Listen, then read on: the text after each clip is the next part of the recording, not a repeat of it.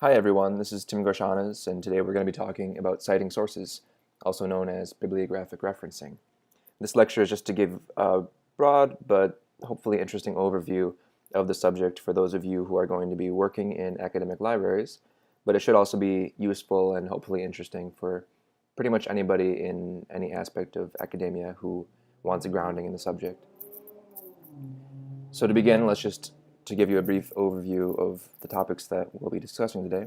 First, I'll tell you a little bit about myself so you know who's talking. Then we're going to go into what are citations really. It's a word we hear a lot, but we don't really stop to consider what they are fundamentally. Then we'll move into why we cite things, what we cite, how we cite, and then for a sort of practical outcome, we're going to look at 3 common styles in use. So, this is me. Like I said, my name is Tim Gorshanas. I'm a PhD student at CCI here at Drexel. I do research in information behavior and document studies, and I'm a research assistant for Dr. Deborah Turner. And one current project that I'm working on is looking at citation behavior in editors on Wikipedia and seeing how that compares to citation behavior in academia. So yeah. That's enough about me. We'll move on now to what are citations. So I thought about this for a while to kind of come up with a broad fundamental definition. And what I came up with was, within a work, citations are mentions of other works. Pretty basic and simple enough, but what does that really mean? Turns out that citations seem to have 2 main functions when they're used. The first of them is crediting other sources, so giving credit to who you got ideas from or whatever. We'll talk about that a little more in the next slide. And also connecting. So these are a little different, but they're related. I mean, you're going to be seeing references to other works for these 2 different reasons.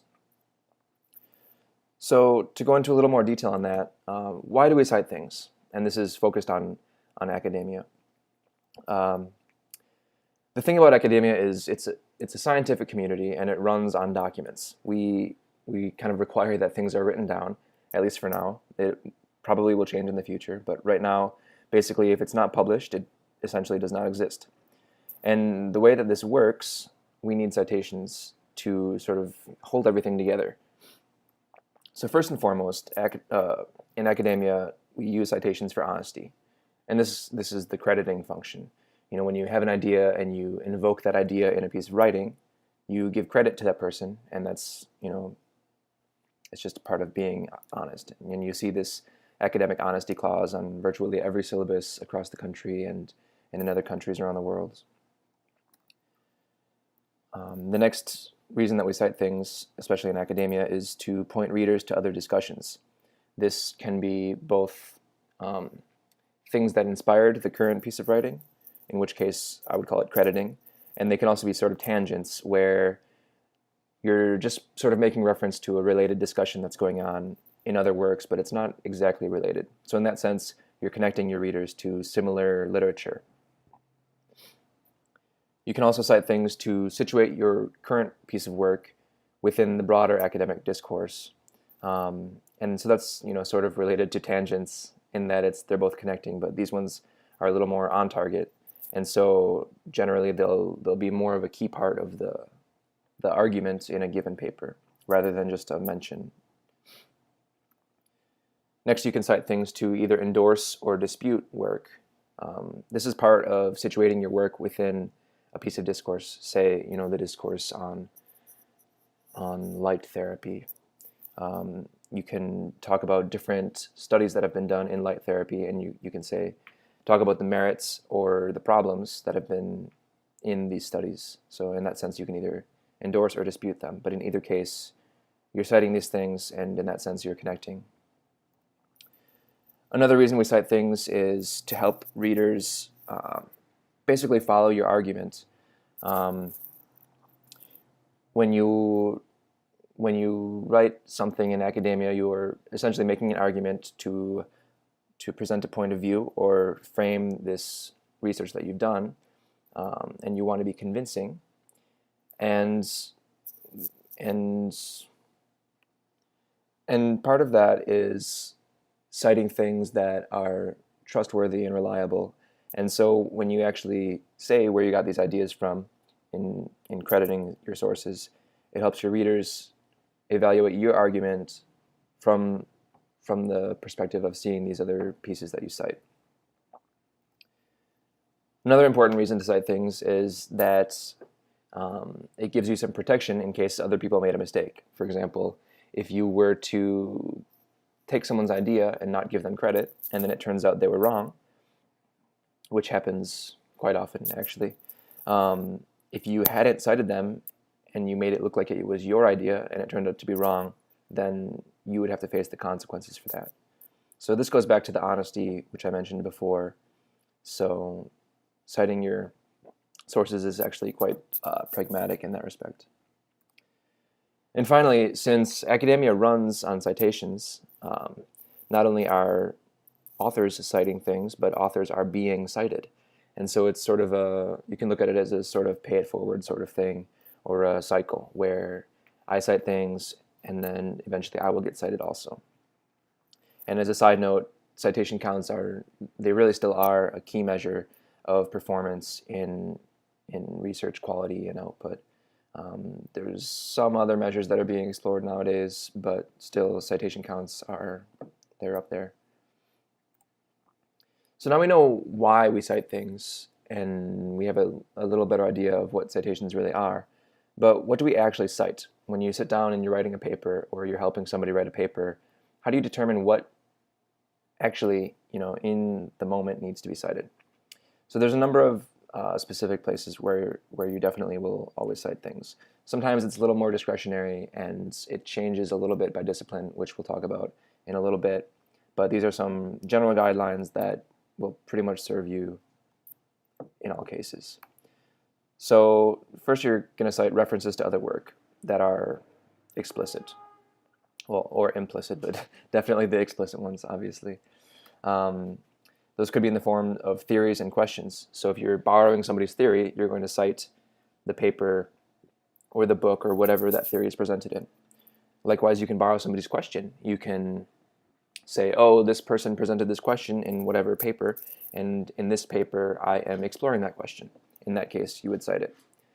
So to illustrate these examples of what we cite, I'm going to show you some examples from a paper that I recently wrote, which is called Information on the Run. And you can find that by, if you have the PDF of this, click the link, or just search on the web for those terms and it'll come up. So back to the first type of thing we cite, theories and questions. Here's an example from my paper. I used this serious leisure pursuit as a way to frame the topic of ultra running, which was the subject of my paper. And predominantly I used the work of a scholar named Jenna Hartel. And so I cited her directly, as you can see, Hartel 2005. And so in that sense, I'm citing the theory. Another kind of thing that we can cite that's a reference to other work is methods and tools. So these aren't exactly theories, but they're ways to look at theories. So in my own paper, I used a method that's inspired by autoethnography. So I had a little discussion on this. And so in the discussion of autoethnography, I referred to this author Chang, 2008, which you can see in the text. And so that's where I referenced that. Besides references to other work, we're always going to want to cite things that aren't common knowledge. And that's a little bit of a sort of nebulous description, but I hope I can give you some concrete ways to think about it to start with. So first, you're going to have things that qualify as claims or assumptions, things that aren't obvious right on the surface. Those are what I would call claims. So for an example, in my paper I said, the majority of ultra runners are college educated and literate. So, I mean, that's, to me, it's an interesting thing, because to me, as an ultra runner, I'm really familiar with the community. It's an obvious, to me, it's almost a fact. It's almost common knowledge. But I had to recognize that most of my readers aren't that familiar with ultra running or the community. And so I found a source that looked at the demographics of ultrarunners. And so I was able to substantiate that claim that the majority of ultrarunners are college educated by referring the readers to this source, Hoffman and Fogard, 2012. Next, another way to think about things that aren't common knowledge is in terms of things that may be challenged. If you're writing a paper and you write a sentence and a red flag goes off that says, oh, I know not everyone is going to agree with this, there right away you know that that's something that can be challenged, and that's something that you need to cite. Either you need to cite it, or you need to, if it's your own argument, you need to articulate it very clearly, and in that way it won't be challenged, or at least if it's going to be challenged, they'll be challenging your argument. But if it's not exactly your argument, or you can support it with the work of others, because there's always strength in numbers in academia, you should cite something. So another aspect of this paper that I got published was that it is a case study of one individual, namely myself, and I knew that this is sort of a very non-traditional way to do research, and so I wanted to sort of bolster my methods as much as I could. So I had, in addition to the long discussion about autoethnography and issues in autoethnography, which we talked about a little before, I also talked about how this scholar Bromley in 1986 argued that research with only one participant can be useful in all these different ways, blah, blah, blah. And so in that sense, it wasn't just me asserting these things out of nowhere. I also had Bromley on my side. So that's where citing things that can be challenged comes into play. And lastly, this is gratefully, it's a pretty simple one, direct quotes. Whenever you're taking somebody else's words verbatim, you're always going to want to cite that. It's probably the easiest case. So in that case, for this example, I just show right here a direct quote that I took from Smith et al. In my paper. And in this particular journal, they make you put it in italics, so it's even clearer. So those are some of the overall ways, what examples of things that we cite when in a paper. So I hope that makes that a little more clear. Now, in terms of how you actually do the citing, you saw in the excerpts from my paper how I cited those, but that's only one way. And unfortunately, there are dozens of different ways that we cite things. As you can see on this slide, there are all kinds of different manuals,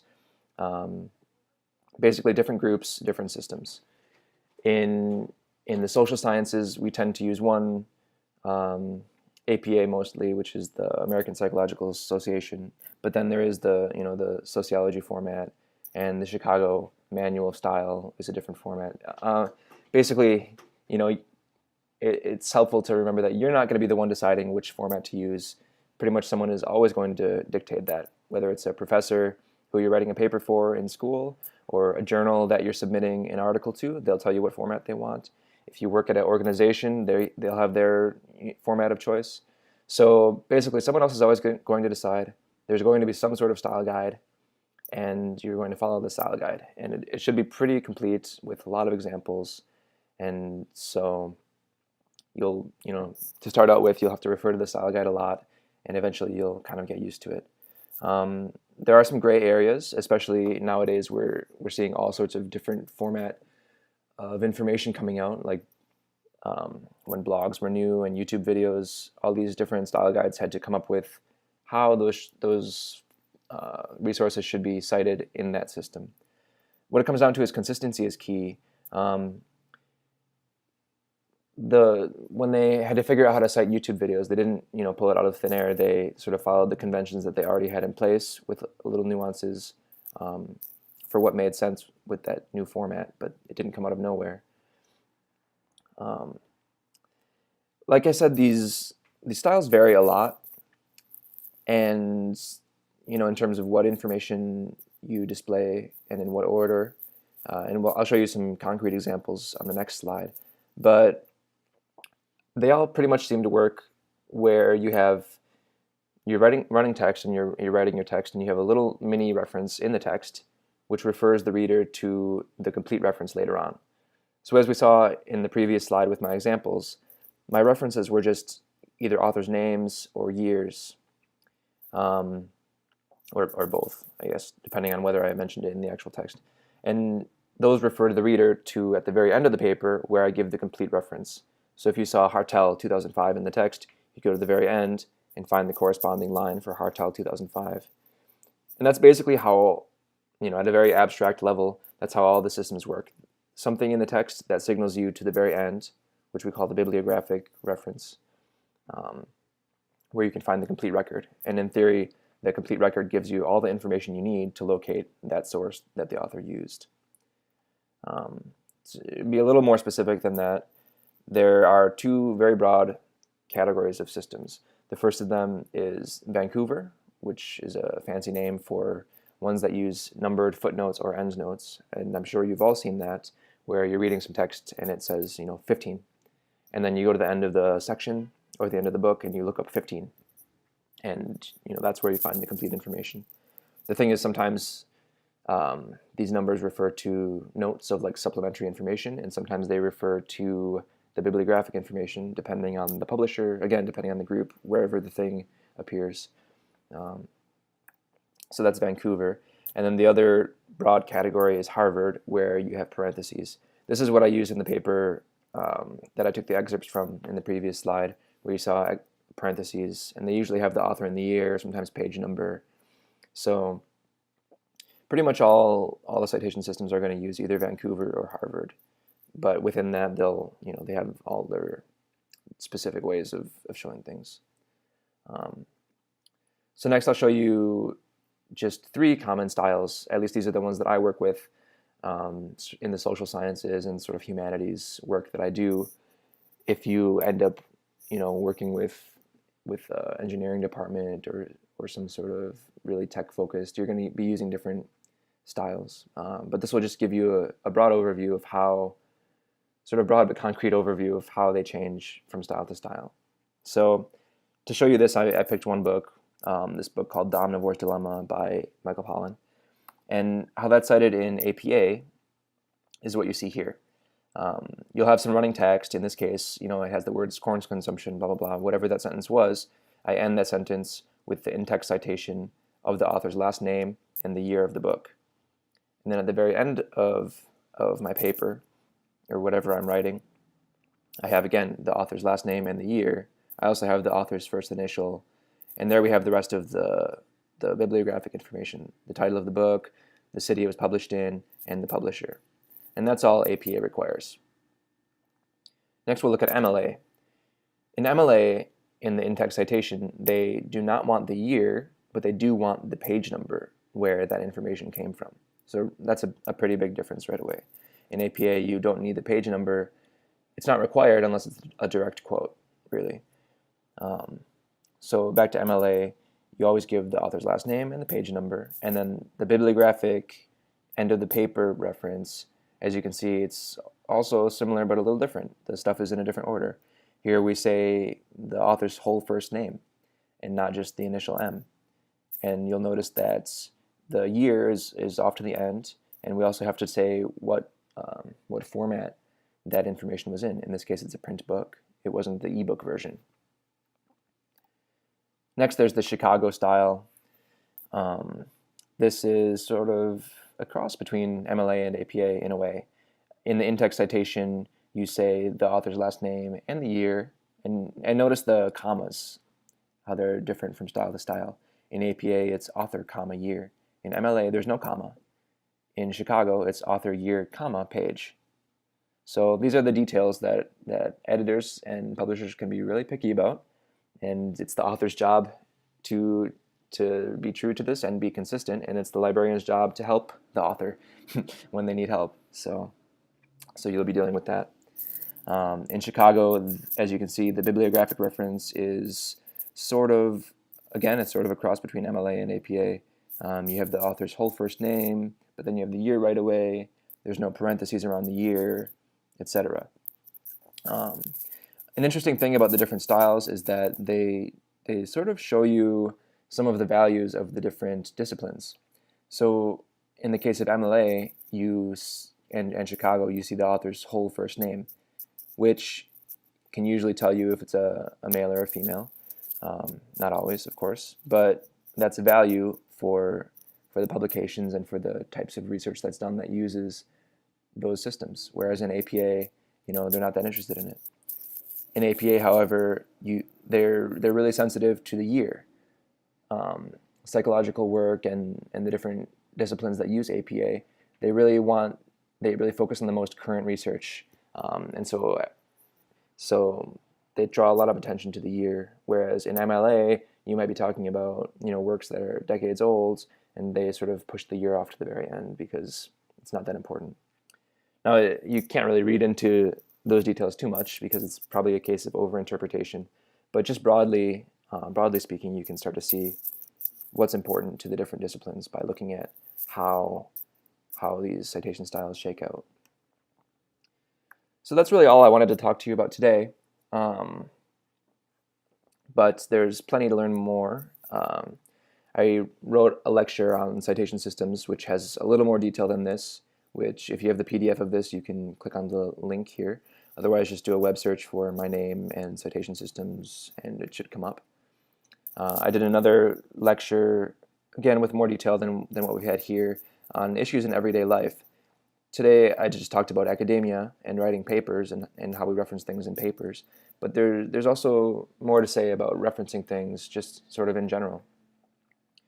You might also be interested in reading this paper by Borman and Daniel that came out a few years back, which looked at the citation behavior in academics. And this is a literature review that looks at tons of studies on the topic and sort of draws some conclusions and has some interesting things to say. So if you're going to be working in an academic library situation, it's probably worth the read. And finally, I would recommend, for those who are interested, this book, Laboratory Life, The Construction of Scientific Facts by Latour and Woolgar. This is an ethnographic book that came out a few decades back, but it's still really relevant today. Excellent book that sort of just talks about how documents move around and how knowledge moves around in the academic world and how concrete findings become general facts. And it sort of traces those processes, and it's pretty fascinating. So that one's worth the read as well. Finally, if you have any questions, I'm happy to answer any questions via email. So don't hesitate to get in touch. My email address is there. And if you have the PDF, you can click the link. Otherwise, be sure to spell my last name right. It is a challenge. So that's all for now. Thanks for listening, and I hope you have a great rest of your day.